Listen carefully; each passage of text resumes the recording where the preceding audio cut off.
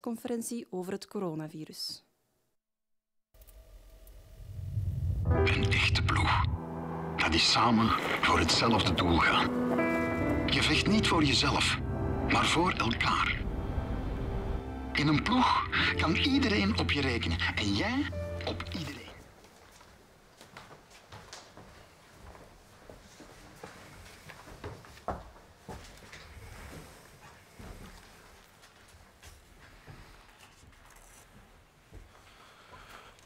Goedemorgen. Ook vandaag brengen we jullie op de hoogte van de stand van zaken van COVID-19 in ons land. En daarvoor geef ik onmiddellijk het woord aan Steven van Gucht. Goedemorgen iedereen, bonjour tout le monde. De stabilisatie van de besmettingscijfers en de ziekenhuisopnames zet zich jammer genoeg door. Zowel de besmettingscijfers als de ziekenhuisopnames blijven daarmee voorlopig hangen op een niveau dat 2 tot 3 keer hoger is dan de vooropgestelde drempels van 800 besmettingen en 75 ziekenhuisopnames per dag. We zien dat ook in andere Europese landen de curves afvlakken of zelfs weer licht omhoog gaan. De afgelopen week werden er in België gemiddeld 2154 nieuwe besmettingen per dag vastgesteld. Dat is nog een bescheiden daling van slechts 7%. Bij kinderen van 0 tot 9 jaar en tieners van 10 tot 19 zien we nog steeds toenames met respectievelijk 33% en 11%. Kinderen en tieners maken hiermee tezamen 14% uit van alle besmettingen, wat ondertussen vergelijkbaar is met de 20ers, de 30ers en de 40ers. En de 80-plussers zijn ook verantwoordelijk voor 15% van alle besmettingen. Bij 90-plussers is er amper nog een daling te zien. Hoewel de cijfers op nationaal niveau nog licht dalen, zien we toenames in de provincies West-Vlaanderen met 10%, en in de provincies Antwerpen, Vlaams-Brabant en Luxemburg met elk 3%. Er lijkt geen unieke verklaring te zijn voor deze toenames. We zien stijgingen in verschillende provincies, zowel bij kinderen, tieners, 30ers, 40ers en ouderen. In de andere provincies dalen de cijfers wel nog, gaande van min 25% in Namen en Luik tot min 1% in Oost-Vlaanderen. Het hoogste aantal nieuwe besmettingen wordt nog steeds vastgesteld in de provincie Antwerpen met gemiddeld 335 per dag. Hierna volgt Oost-Vlaanderen met gemiddeld 327 nieuwe besmettingen per dag en West-Vlaanderen met 288 nieuwe besmettingen per dag. Ook de nieuwe ziekenhuisopnames lijken te stagneren en dalen nog met slechts 6% op weekbasis. De voorbije 7 dagen waren er gemiddeld 193 nieuwe ziekenhuisopnames per dag. De laatste 4-5 dagen lijken de ziekenhuisopnames zelfs eerder te stabiliseren, en dit voornamelijk in Wallonië en Vlaanderen. In Brussel blijven ze wel nog verder dalen. Er liggen nu 3143 COVID-patiënten in het ziekenhuis, waarvan 676 op intensieve zorgen. De overlijdens gaan gelukkig wel nog verder in dalende lijn. Gemiddeld vielen er de afgelopen week elke dag 102 overlijdens per dag te betreuren. Dit cijfer ligt 19% lager dan de week ervoor, toen er nog gemiddeld 127 overlijdens per dag waren. We zien nog steeds een toename van de mobiliteit in alle provincies op basis van de verplaatsingen buiten de postcode van gsm-abonnees. Dat kan u op deze figuur zien. Na het openen van de scholen is de mobiliteit gestaag toegenomen en zoals verwacht was er ook een versnelling na het openen van de niet-essentiële winkels op 1 december. En dat kan u helemaal rechts op het uiteinde zien. Ziet u de curve nog wat sneller naar boven gaan. Toename van mobiliteit lijkt vaak een goede voorspeller te zijn van een stijging in de besmettingen. Vermijd dus alle onnodige verplaatsingen en werk zoveel mogelijk thuis. Dank u voor uw aandacht.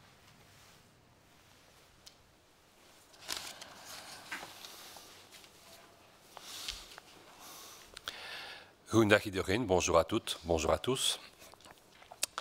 Alors la stabilisation du nombre d'infections et d'hospitalisations dont on vous parle depuis quelques jours se poursuit actuellement.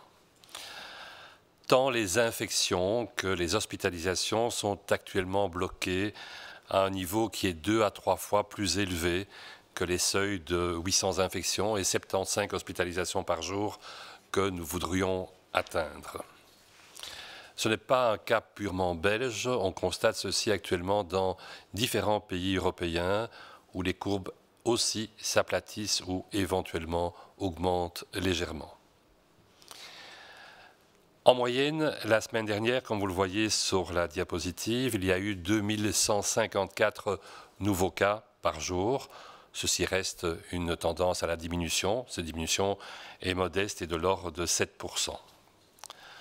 Au niveau des tranches d'âge, on constate que les enfants de 0 à 9 ans et les adolescents de 10 à 19 ans ont une augmentation du nombre de cas positifs de 33% pour les premiers et de 11% pour les seconds. Ils constituent ainsi ensemble actuellement 14% du total des contaminations, ce qui est du même ordre de grandeur que les tranches d'âge plus élevées de vingtaine, trentaine, quarantaine. Chez les personnes plus âgées, chez les plus de 80 ans en l'occurrence, ça représente toujours à peu près 15% du total des contaminations. Et dans un groupe qui a été particulièrement atteint, les plus de 90 ans, la diminution des contaminations est pratiquement devenue négligeable. Au niveau national, on va voir la carte, au niveau national, on a encore une baisse légère donc, du nombre de contaminations. Cependant, dans certaines provinces, on a une augmentation, comme vous le voyez, avec 10% en Flandre occidentale, 3% en Brabant flamand et dans la province d'Anvers, 3% également dans le Luxembourg. On n'a pas d'explication extrêmement claire à ce niveau-là, en tout cas pas d'explication unique qui pourrait convenir. Cette augmentation se passe dans différentes provinces, on le voit, à différentes parties du pays. Elle se passe dans toutes les tranches d'âge, aussi bien chez les enfants, les adolescents que chez les adultes en âge de travailler. D'autres provinces, par contre, et on le voit ici, ont encore une nette diminution, comme le Namurois ou la province de Liège avec moins 25%, moins 15% en Hainaut et moins 11% au Limbourg. Quant au nombre de cas absolus, ce sont actuellement 3 provinces flamandes qui sont en tête, avec pour Anvers 335 cas par jour, la Flandre orientale 327 cas et la Flandre occidentale 288 cas. Si on s'intéresse aux hospitalisations, elles semblent aussi, on l'a dit, stagner. Elles ne diminuent plus que de 6% sur une base hebdomadaire. Si on s'intéresse à la moyenne sur les 7 derniers jours, on a par jour en moyenne 193 nouvelles hospitalisations. Il est vrai que sur les derniers jours, les 4 ou 5 derniers jours, ceci semble se stabiliser sans diminuer de manière plus importante, essentiellement en Wallonie et en Flandre, alors qu'à Bruxelles, on a toujours une diminution du nombre des hospitalisations. Ceci nous amène à avoir actuellement en Belgique 3143 patients hospitalisés pour Covid, dont 676 en soins intensifs. Si on s'intéresse aux décès, ceux-ci poursuivent heureusement leur tendance à la baisse de l'ordre de 19% par rapport à la semaine qui a précédé. Nous déplorons toujours en moyenne 102 décès par jour, ce qui est moins que les 127 décès que l'on avait à déplorer en moyenne par rapport à la semaine qui a précédé. Sur la diapositive que vous allez voir dans quelques instants, on vous représente la mobilité des Belges. La mobilité des Belges telle qu'elle est évaluée par les abonnés GSM qui bougent en dehors de leur commune.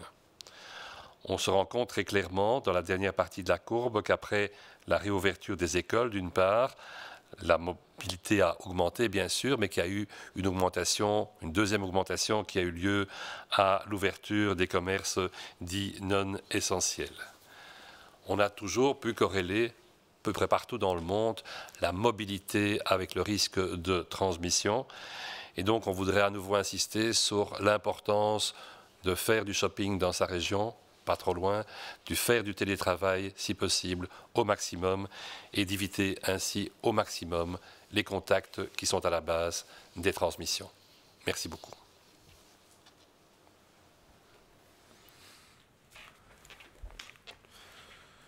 Goedemorgen.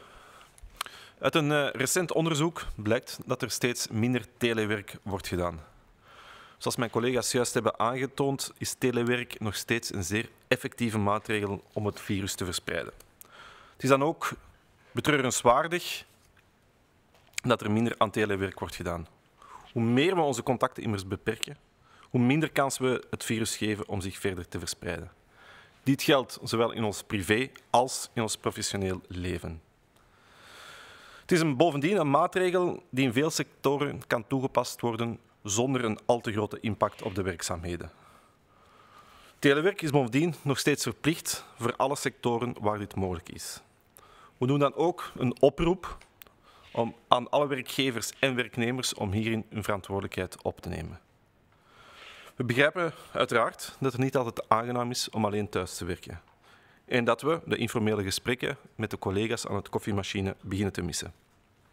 Vele mensen beginnen ook de videocalls beu te geraken en dat is zeer begrijpelijk. Maar telewerk is in deze fase een zeer doeltreffende maatregel om de verspreiding van het virus af te remmen.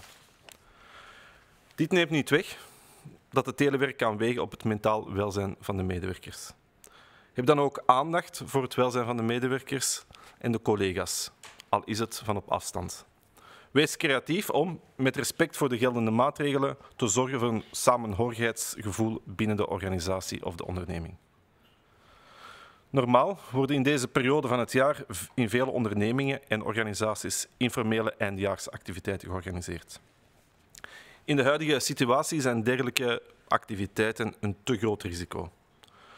We vragen dan ook om een veilig, online alternatief te organiseren of dergelijke activiteiten te verplaatsen naar een latere datum, op een veilig moment. Door nu onze professionele en privécontacten maximaal te beperken, krijgen we het virus samen zo snel mogelijk onder controle. Dank u wel.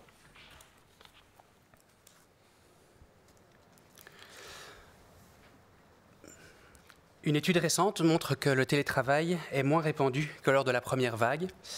Et c'est évidemment regrettable. En effet, plus nous limitons nos contacts physiques, plus nous retirons des opportunités au virus de se propager davantage. Ces limitations doivent s'appliquer à la fois à notre vie privée et à notre vie professionnelle. Le télétravail est dans cet objectif une mesure très efficace. Une mesure qui, dans de nombreux secteurs, a également un impact limité sur la continuité des activités. Donc n'hésitons pas à appliquer ce télétravail. On rappelle d'ailleurs que le télétravail est obligatoire. Il reste obligatoire dans tous les secteurs où cela est possible. Les services d'inspection du travail mènent d'ailleurs des contrôles à ce sujet, tout comme ils vérifient, pour ceux qui doivent malgré tout se rendre au travail, si les mesures d'hygiène sont respectées sur le lieu de travail. Nous comprenons qu'il n'est pas toujours agréable ou pratique de travailler seul à la maison, enfin seul, parfois justement, malheureusement pas seul. Et les interactions ou les conversations informelles manquent également, celles qu'on a habituellement avec ses collègues. Beaucoup commencent à se lasser également des parfois trop nombreuses réunions par vidéo et les travers liés à cette nouvelle pratique que l'on découvre tous. Mais à ce stade, le télétravail est une mesure très efficace pour ralentir la propagation du virus. Il joue vraiment un rôle important dans l'arsenal des mesures à notre disposition pour lutter contre le Covid-19. Le télétravail n'a Bien sûr, pas que du positif, c'est certain. On sait par exemple que cela peut peser sur le bien-être mental des employés. Restons attentifs, et ici on s'adresse particulièrement aux employeurs, aux responsables de services, aux services internes de bien-être au travail. Restons attentifs au bien-être des employés, des collègues, même à distance. Faites preuve de créativité pour maintenir l'esprit de votre organisation, le sentiment de cohésion, les valeurs que vous partagez, comme sans doute l'esprit d'équipe, mais faites-le bien sûr en respectant les mesures d'application.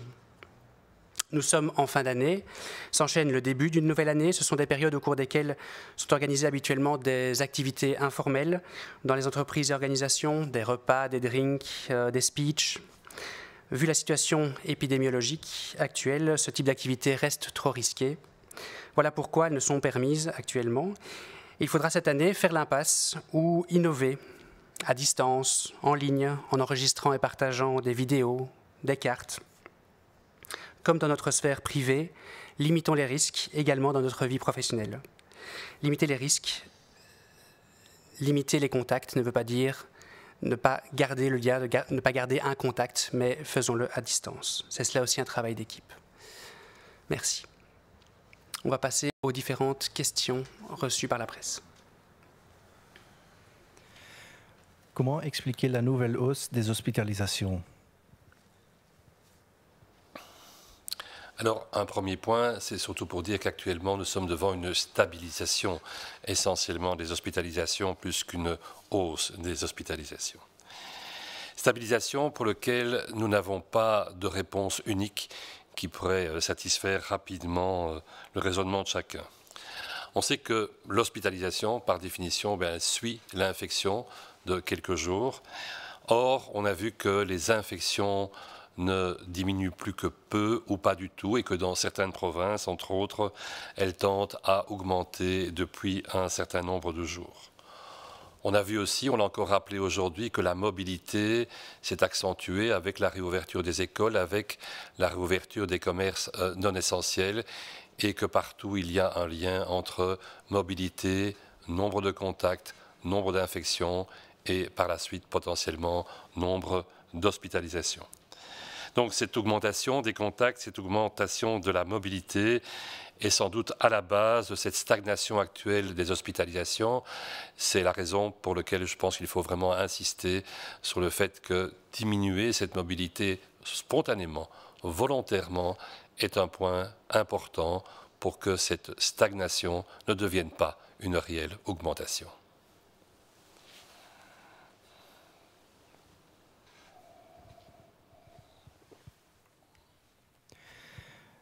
Is er een verklaring voor de nieuwe stijging in de hospitalisaties?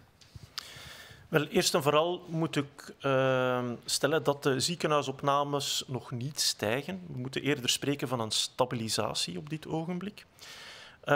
Op zich is het een logisch gegeven, want we zien al een tijdje dat het aantal besmettingen aan het vertragen tot zelfs stabiliseren is. En dan weet je dat dat wat later gevolgd wordt ook door een vertraging en stabilisatie in de ziekenhuiscijfers. Wat we al een aantal weken ondertussen zien, is dat algemeen de mobiliteit in de maatschappij sterk is toegenomen. Dat heeft te maken met het heropenen van de scholen. Veel mensen ook die zich meer en meer verplaatsen voor het werk. Ondertussen ook voor de winkel. Wanneer mensen zich verplaatsen, dan kan het virus zich verplaatsen. Er zijn ook meer contacten tussen mensen mogelijk en dat maakt dat het virus ook weer meer opportuniteit heeft om te spreiden. Dus het lijkt een vrij algemeen iets te zijn. We kunnen niet direct een specifieke oorzaak aanduiden. Het is wel opvallend dat het niet te wijten is aan de woonzorgcentra, want slechts 17% van de opnames in het ziekenhuis zijn te wijten aan doorverwijzingen vanuit woonzorgcentra. Is de rol van kinderen in de verspreiding van het virus onderschat? Wel, wij hebben altijd gesteld dat kinderen besmet kunnen worden met het virus en ze kunnen het virus ook doorgeven. Dat moet duidelijk zijn. En vandaar ook dat we telkens weer herhalen dat we moeten opletten, vooral met contacten tussen kinderen en oudere personen. Daar zit inherent een risico aan. We weten ook uit vele studies uit het buitenland dat kinderen over het algemeen minder besmettelijk zijn wel dan volwassenen. Er is recent nog een studie gepubliceerd in The Lancet die dat bevestigt. Het virus wordt makkelijker overgedragen tussen volwassenen of van volwassenen naar kind dan omgekeerd. Maar dat wil niet zeggen dat het niet mogelijk is. Los daarvan is het natuurlijk zo dat met het heropenen van de scholen, ja, dat gaat om een enorm groot evenement. Er zijn 2 miljoen kinderen die elke week weer naar school gaan, in het lager, in het middelbaar onderwijs. Dat is bijna 20% van de bevolking. Dat gaat om heel veel scholen, dat gaat om heel veel verplaatsingen, dat gaat om heel veel contacten. Dus het is ook normaal dat dat een impact kan hebben op de cijfers. Dat hebben we nooit ontkend. Maar langs de andere kant moeten we ook stellen dat, en opnieuw verwijzen we naar heel veel studies ook in het buitenland, dat scholen niet een grote motor of aandrijver zijn van de epidemie. Het kan wel een impact hebben. En vandaar dat het belangrijk ook is dat we dit met de gepaste voorzichtigheid doen, dat er voorzorgsmaatregelen gevolgd worden op de scholen, zoals die nu ook gelden, en vooral dat we die best ook blijven behouden.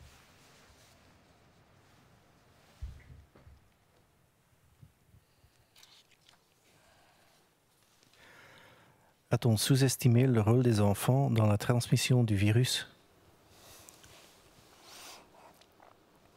Alors, on a toujours dit, depuis le départ, que les enfants, bien sûr, peuvent être contaminés et qu'ils peuvent également transmettre la pathologie.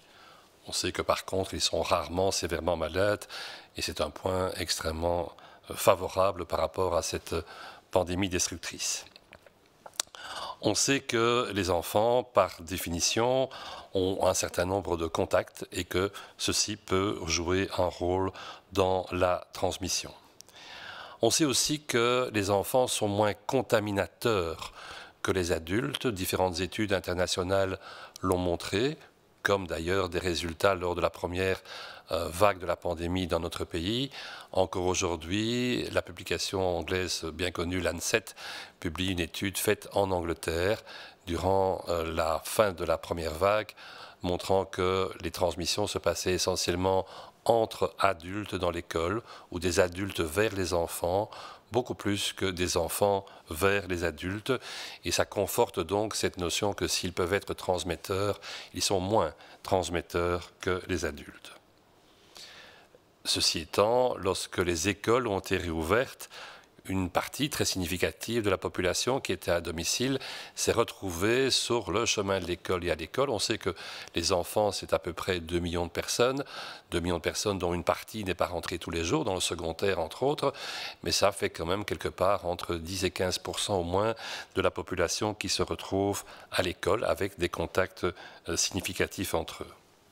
Cela peut donc avoir un impact sur les chiffres, il ne faut pas le nier, mais on pense très clairement que ce n'est pas eux qui sont le driver de l'actuelle augmentation, comme à nouveau plusieurs études internationales l'ont montré. Ceci doit nous pousser malgré tout à 2 choses.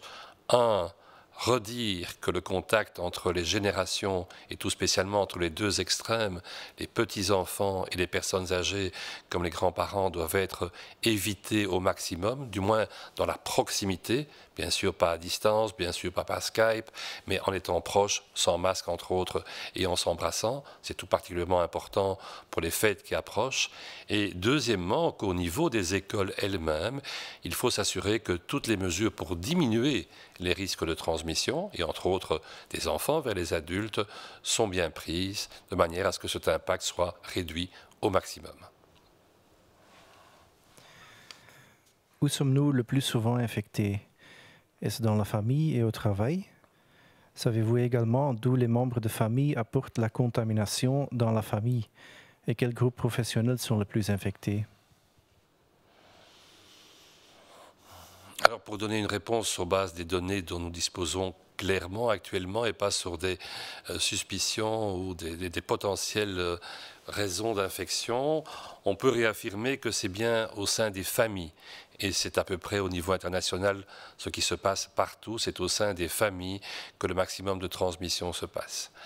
Qui a amené l'infection dans la famille, comment y est-elle arrivée, est une donnée dont nous ne disposons pas clairement actuellement. En dehors des familles, les visites chez les amis ou les amis qui viennent chez vous peuvent jouer un rôle. Des études hollandaises, entre autres, le montrent encore actuellement. En Belgique, un certain nombre de clusters significatifs sont présents dans les maisons de repos et dans les maisons de repos et de soins.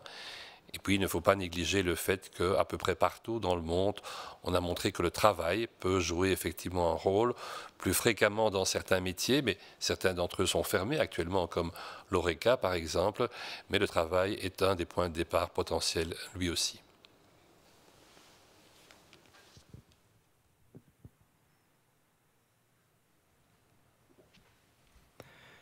Op welke plaatsen worden we het vaakst besmet? Is dat in het gezin en op het werk? En weten jullie ook van waar de gezinsleden de besmetting binnenbrengen in het gezin? En welke beroepsgroepen raken het vaakst besmet? Wel, zowel uit Belgische als buitenlandse gegevens blijkt dat het merendeel van de besmettingen plaatsvindt binnen het huishouden. Dus binnen het gezin, binnen de familie. Dat is duidelijk. Natuurlijk, het virus moet van ergens het gezin binnenkomen. En dan zien we op de tweede plaats dat dat vaak gaat tussen dichte contacten met andere familieleden, met vrienden buitenshuis, bij thuisbezoeken, of dichte contacten tussen collega's op het werk. Daarmee heb je de grote bulk van de besmettingen. Verder zijn er natuurlijk ook grote uitbraken, bijvoorbeeld in woonzorgcentra, waar mensen dicht bij elkaar leven en dat contact met elkaar vaak niet kunnen vermijden. Van waar komt dus het virus het gezin binnen? Wel, zoals ik al zei, dat gaat om die dichte contacten op het werk, in de vrije tijd, maar dat is momenteel natuurlijk sterk gereduceerd, omdat heel veel hobbyverenigingen, sportverenigingen niet meer actief zijn. Ook de horeca is gesloten, dus daar is de opportuniteit wel een stuk kleiner geworden. Betreft beroepsgroepen hebben we in België niet direct veel concrete gegevens over verschillen. Wanneer je bijvoorbeeld kijkt naar Nederlandse gegevens, dan zie je dat er wat kleine verschillen zijn in het percentage positieve testen in functie van de beroepsgroep. Het ligt lager bij mensen die in het onderwijs werken, wat ook weer bevestigt dat kinderen niet een zeer besmettelijke bron zijn van het virus. Het ligt hoger bij mensen die omwille van hun werk vaak dicht contact hebben met klanten. Denk bijvoorbeeld aan contactberoepen of mensen, toen de horeca nog open was, die in de horeca werken.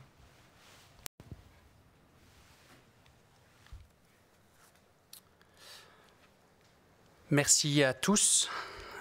Si nous menons tous des vies bien différentes, nous avons toutefois un point commun. Nous aimons passer cette période avec nos proches, nos familles, nos collègues. Ce ne sera pas possible, ce sera différent cette année.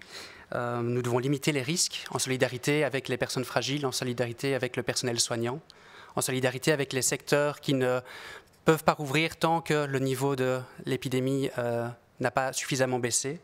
Donc limitons nos interactions physiques, mais gardons le contact, cultivons le lien.